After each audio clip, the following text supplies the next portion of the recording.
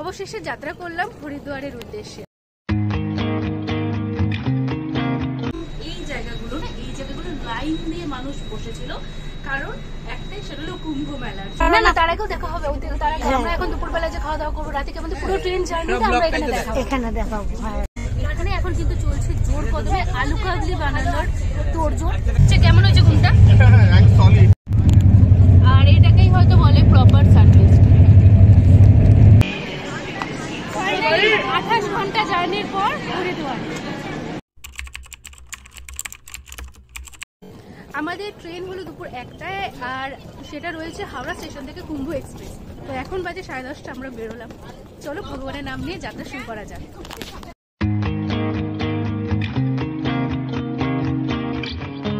তো এখন বাজে প্রায় 12টা, আমরা অলরেডি চলে এসেছি হাওড়া স্টেশনে। আর 1 ঘন্টা পরে ট্রেন আমাদের রয়েছে কুম্ভ এক্সপ্রেস। এখনো পর্যন্ত বোর্ডে দেয়নি যে কত নম্বর প্ল্যাটফর্মে, তো ওয়েট করি 1 ঘন্টা, তারপরে দেখা যায় কত নম্বর প্ল্যাটফর্মে।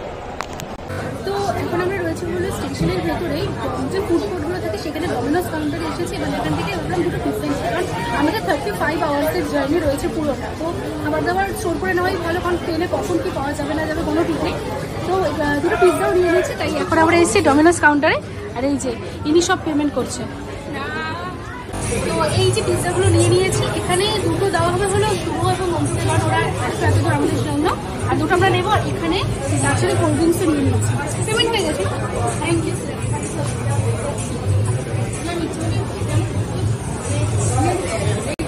আমাদের ট্রেন ফাইনালি অ্যানাউন্স করলো হলো 11 নম্বর প্ল্যাটফর্মে। এখানেই আছে কুম্ভ এক্সপ্রেস। তো আমরা যাচ্ছি এবং আমাদের সাথে এরকম আরো বহু যাত্রীরা যাচ্ছে।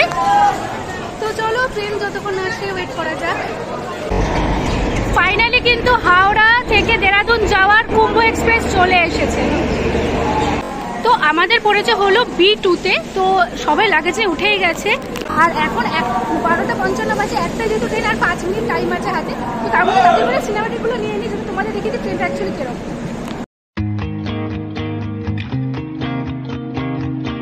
তো আজকে আমাদের শুভ এবং অন্তু আমাদেরকে গুড বাই বলতে এসেছে। চলো টাটা, সাবধানে থাকিস। অন্তু টাটা, সাবধানে থাকিস। চলো চলো টাটা টাটা। ট্রেন তো ছাড়ছে না। টিকিট খুলে আছে তো? তোরা কি ট্রেনের সাথে রেস করছিস? চলো টাটা, সাবধানে থাকবি, সাবধানে যাবি।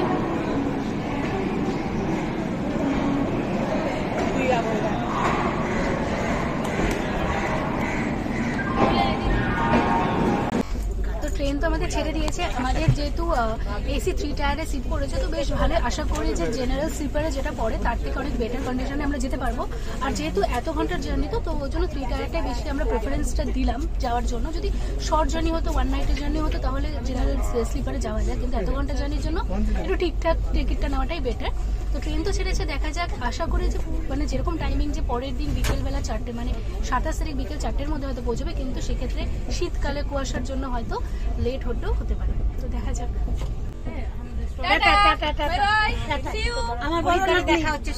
না তার আগেও দেখা হবে, আমরা এখন দুপুরবেলা যে খাওয়া দাওয়া করবো, রাতে আমাদের পুরো ট্রেন জার্নিটা আমরা এখানে দেখাবো।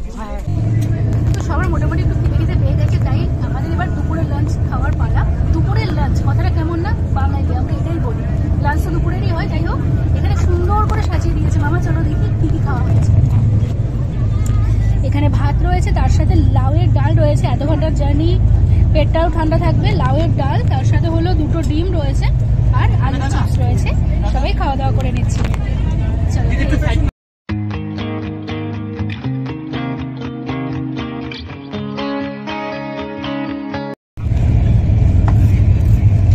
সূর্য এখন অস্ত যাওয়ার পথে। এখন আমরা চিত্তরঞ্জন এলাকাতে রয়েছি, যেখানে ছোট ছোট টিলার মতো পাহাড় দেখা যাচ্ছে। আর তার সাথে এখানে বড় মামা কাটছে শশা। তো বড় মামা এখন দিয়ে উঠেছে। কেমন হয়েছে ঘুমটা? ভাতকে ভালোই ঘুমটা দিয়েছে। আর তার সাথে এখানে শশা কাটা যাচ্ছে, আর এখানে এখন সূর্য অস্ত যাচ্ছে। উইন্ডো সিটে বসে থাকার এটাই একটা মজা। আর এটাকেই হয়তো বলে প্রপার সার্ভিস।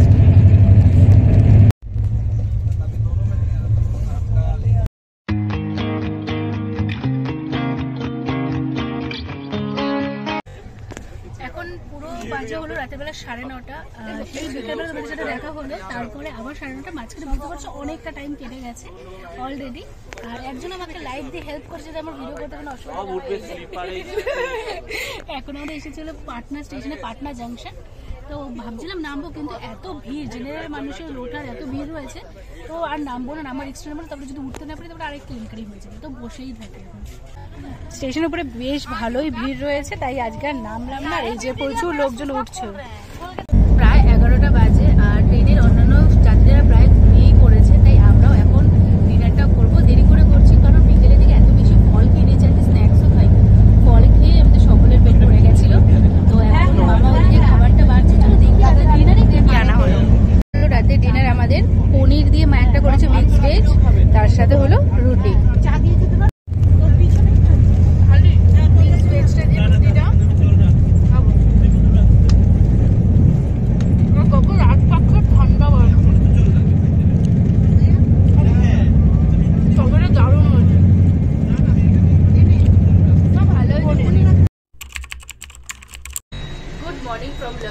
এখন বাজে সকালবেলা ঠিক 8:30, আর এখন ট্রেনটা জাস্ট লখনৌ স্টেশন ক্রস করলো। রাতের বেলা বানারস স্টেশনও ক্রস করেছে, এবং সেখানে কিন্তু হয়েছিল আরেক বিশাল সমস্যা। সেটা হলো এসি কম্পার্টমেন্ট হওয়া সত্ত্বেও কিন্তু প্রচুর মানুষ উঠে কিন্তু জেনারেলের মতন তারা আমাদের সিটে এসে বসার চেষ্টা করছিল। এই জায়গাগুলো লাইন দিয়ে মানুষ বসেছিল, কারণ একটাই, সেটা হলো কুম্ভ মেলার জন্য। টিটিটা পর্যন্ত হয়রান হয়ে গেছিল মানুষকে সরাতে। যাই হোক, সেক্ষেত্রে একটা সিকিউরিটির একটা প্রচন্ড অভাব ছিল, কিন্তু কোনোভাবে সেটা বান্দ্রা স্টেশন যাওয়ার পর পুলিশ এবং টিসিদের জন্য অনেকটা হেল্পফুল হয়েছে। তাদের জন্য আমাদের তারা নেমে গেছেন, এবং তারা রাতের বেলাটা আমরা খুব ভালো মতো আর কি শুতে পেরেছি সুরক্ষার সাথে, যেটা কিনা হয়তো পুলিশ বা টিসি যদি হেল্প না করতো তাহলে সেক্ষেত্রে হতো না। যাই হোক, এখন সকাল সকাল ঘুম থেকে উঠে ব্রাশ ট্রাশ করে নিয়েছি, আর ট্রেনটা এখন একটা জায়গাতে দাঁড়িয়েই আছে। তো যাই, সকালে দেখি খাবার দাবার কি আছে। গুড মর্নিং সবাইকে লখনৌতে। তো আমাদের তো কালকে তো 35 ঘন্টা জানি, তো অলরেডি আমরা আগের দিন অব্দি 35 রকমের খাবার খেয়ে নিয়েছি। আবার এখন সকালবেলা এখানে কাঁচা বাদাম থেকে শুরু করে মুড়ি টুড়ি এখনো প্রচুর খাওয়া। আমাদের তো একটা খাবার মিস হয়েছে কালকে, সেটা হলো আলু কাবলিটা। এখানে পেটে কারোর জায়গাই ছিল না আমাদের আলু কাবলি খাবার মতো।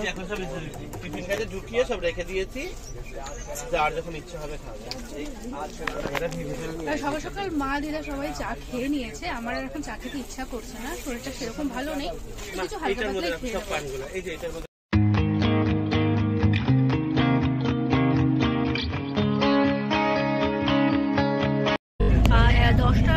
সাড়ে 10টা বাজে যায়, তাই আমরা দুপুরের খাবারটা অর্ডার করে দিয়েছি। আমরা আইআরসিটিসি থেকে অনলাইনে ফুডটা অর্ডার করলাম, আর ফার্স্টবার অর্ডার করছি, জানি না ঠিকঠাক আসবে কিনা। নেক্সট আমাদের বড় স্টেশন আসছে হলো মুরাদাবাদ, তো ওখানে 1টা নাগাদ পৌঁছাবো। তো এই সকাল সকাল খাবারটা অর্ডার করে দিয়েছি, ফোনে অর্ডার করা হয়ে গেছে। খাবারটা আসুক, দেখাচ্ছে তোমাদেরকে কি খাবার আছে। আর এখানে এখন কিন্তু চলছে জোর কদমে আলু কাবলি বানানোর তোড়জোড়। অনলাইনে খাবার অর্ডার করেছি, সেটা এখন আসছে ঢের দেয়, তো ততটাই তো কিছু খেতে ইচ্ছা করছে, কুক খেতে পারিনি, তবে কিছু খেতে ইচ্ছা করছে। হ্যাঁ, তোমার মনে হতে পারি তোমাদের সবার যে এই মেয়েটা তো ট্রেনের ভিডিও করছে, জার্নির ভিডিও, তো খাবারই দেখাচ্ছে। অ্যাকচুয়ালি দেখো, 1 ঘন্টার জার্নি, খাবার দাবার, গল্প, এটাই তো এন্টারটেনমেন্ট, তাই না? বাঙালি বাড়ি চ্যানেল, মেন ফোকাস তো খাবার, তোমরা জানো। তো কিভাবে খাওয়া দাওয়া করে আমরা দুটো জার্নিটা মজা রাখছি, এটাই আজকে বেসিক্যালি তোমাদের দেখাচ্ছি। তো এইখানে এই জাস্ট দেখো চলছে এখন আলু কাবলি তোড়জোড়।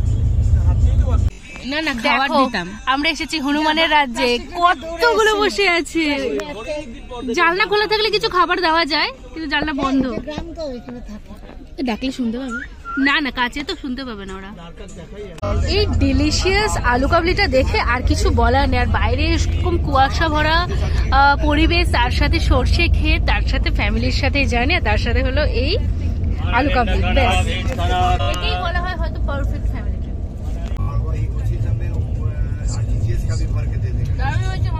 আলু কাবলিটা গরম গরম মেখেছে,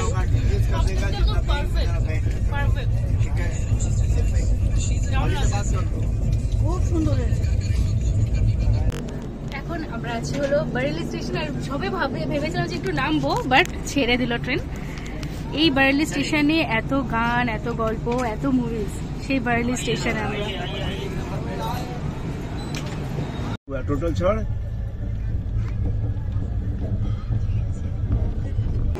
এখন প্রায় 3:30 বাজে। এখন আমরা এসেছি মুরাদাবাদ জাংশনে। প্রায় গাড়ি বলবো 1.5 থেকে 2 ঘন্টা লেট, সুতরাং আমাদের হরিদ্বার পৌঁছাতে অতটাই লেট হবে। আর আমাদের যেটা মেন টেনশন ছিল যে এখানে এসে আমাদেরকে খাবারটা দিয়ে যাবে কিনা। আমাদের কিন্তু খাবার চলে এসেছে, চলো দিয়ে এবার খাবারটা দেখে যে কী কী খাবার অর্ডার করলাম আমরা। এখানে আমরা 5টা ভেজ থালি অর্ডার করেছিলাম, আর একটা হলো রাজমা চাওয়াল এবং একটা ভেজ বিরিয়ানি অর্ডার করেছিলাম। আর বিরিয়ানি মানে বুঝতে পারছো যে সেটা হলো আমি অর্ডার করেছি। আর এই যে সবাই খাওয়াটা অর্ডার করেছে, একটু দেখাচ্ছি ভেজ থালিটা একটু দেখাই। ভেজ থালি, আর এটা হলো কম কি রয়েছে, রাজমা চাওয়াল রয়েছে মনে হয়, এটা ওপেন করে দেখতে পার। এটা হলো ভেজ বিরিয়ানি রয়েছে। তো চলো খাওয়া যাক। ওখানে মায়েরা তো নিয়েছে হলো ভেজ থালি, আর আমি এখানে নিয়েছি হলো রাজমা চাওয়াল। তো একবার তোমাদেরকে দেখাই বেসিক্যালি ব্যাপারটা কি। এই যে রাজমার তরকারি, উপর থেকে দইটা দিয়ে দিয়েছে, বেশ অন্যরকম খাওয়া দাওয়ার। তো রাজমা দিয়ে এটা কিন্তু পিওর ভেজ একেবারে।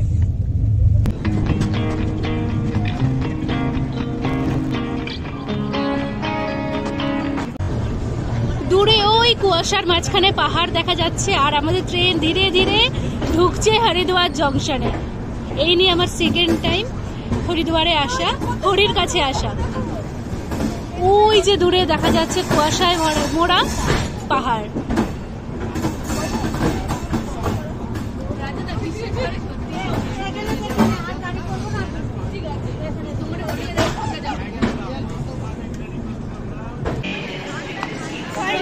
আঠাশ ঘন্টা জার্নির পর হরিদ্বার।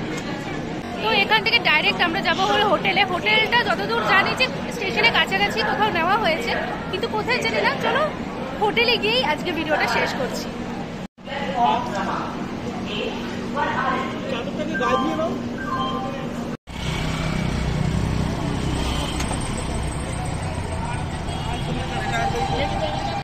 কালকে রাতে যখন আমরা এসেছি অন্ধকার হয়ে গেছিল, তাই ভাবলাম যে এখানে সৌন্দর্যটা দিনের বেলা না দেখলে ঠিক বোঝানো যাবে। আমরা আছি বেনারসে ভারত সেবাশ্রমে, এখানেই আমরা রুম নিয়েছি। আর এই জায়গাটা না প্রচণ্ড সেফও বলা যেতে পারে। তো ভারত সেবাশ্রমে কীভাবে কী করতে হবে সেটা আমি হয়তো এইভাবেই যে ভিডিওগুলো আসবে কোনো কোনো ভিডিওতে বলবো, তবে আজকে ভিডিওতে বলতে গেলে সেটা অনেক লেন্দি হয়ে যাবে। শেষে যেটা বলার সেটা হলো আমরা এসেছিলাম কুম্ভ এক্সপ্রেসে হাওড়া টু হরিদ্বার। এই ট্রেনটার লাস্ট ডেস্টিনেশন হলো দেহরাদুন।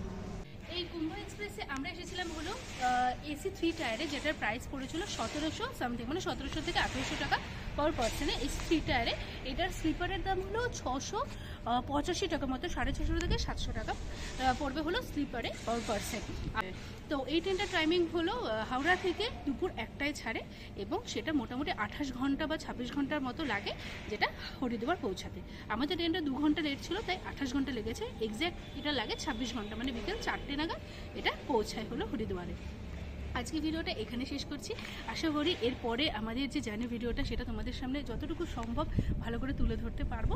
আশা করি যে আমি পরিবারের সাথে ভালো মতো ঘুরে আমিও বাড়ি ফিরতে পারি। আর তোমরা যারা বাঙালি বাড়ি চ্যানেলে আমার ভিডিও প্রথম দেখছো, বলবো যদি চ্যানেলটা সাবস্ক্রাইব করে না থাকে তাহলে বলবো অবশ্যই সাবস্ক্রাইব করে দিও, কারণ আমার চ্যানেলে সারা বছর এভাবে খাওয়ার দাওয়ার ঘোরাফেরা অনেক ভিডিও আসতে থাকে, সেটা লং ফর্ম হোক বা শর্ট। তোমরা চ্যানেলে দেখেও আসতে পারো, প্রায় 600-650 উপরে আমার চ্যানেলে ভিডিওস রয়েছে। চলো তাহলে টাটা, সবাই সুস্থ থেকো, ভালো থেকো, দেখতে থাকো বাঙালি। Bye bye.